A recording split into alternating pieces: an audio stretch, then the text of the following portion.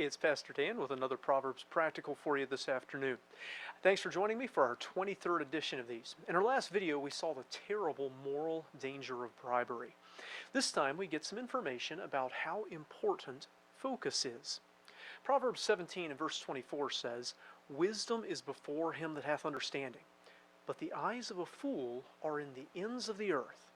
So here we have two characters. One of them has understanding, a grasp of how things work, how they fit together. It's closely related to wisdom. The other character here is a fool. He lacks understanding. He makes bad decisions. The difference between these two is not in their mental capacity or their circumstances and so on. The difference between them is in what they're looking at. For the man with understanding, wisdom is right in front of him. The idea isn't that it just dropped out of the sky and he can't help looking at it. I think instead he put it there, or he positioned himself there in front of it. It's continually there. It's in front of him all the time. He's keeping it in front of him constantly. He's studying it, examining it. He's striving to have the most knowledge of it that he can. Wisdom has his focus. On the other hand, even though wisdom has been offered to him, as we've seen throughout the book, the fool is just kind of looking all over the place. His eyes are all over the world. He barely gave true wisdom a passing glance, and now his gaze is just sweeping all over the place, distracted by this, caught up in that, paying attention over here, not paying attention to true wisdom.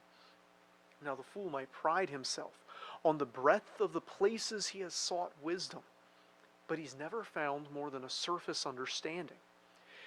This is one of the great marks of those who succeed at almost anything, those who make good decisions in pretty much any field, whether it be spiritual or financial or in business or in relationships and so on. It's focus. The ability to put something in front of you and pay attention to it. Keep it there for a sustained amount of time until you begin to master it. And then not be satisfied with beginning to master it, but rather keeping it there in front of you, learning its nuances, always fascinated by it, always learning more about it. The ability to focus is crucial to success and to making good decisions. Now, there is something to be said for being able to shift gears and adapt quickly, change focus when we need to, deal with new situations, absorb information from diverse sources rapidly, and so on. Those are useful skills. But we live in an instant gratification society that has all too often lost the ability to focus, if ever it had it.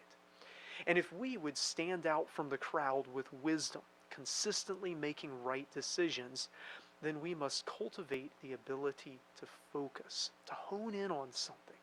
We have to be able to identify real wisdom so we're not wasting our time on something that's not useful, then keep that in front of us perpetually so we're constantly learning about it. You know, this has a spiritual application too, of course. This is where many go wrong with doctrine.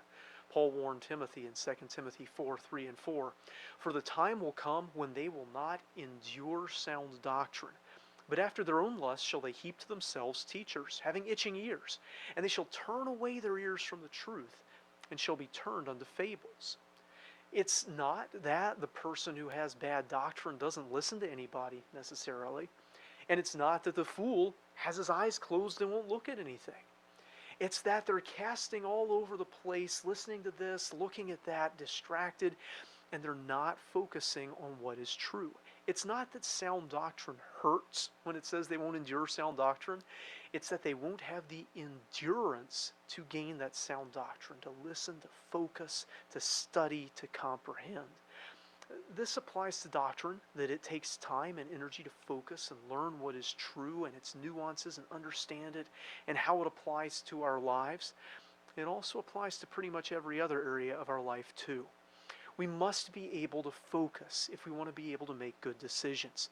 It'd be a terrible thing to see things all over the world but miss what was right under our noses the whole time.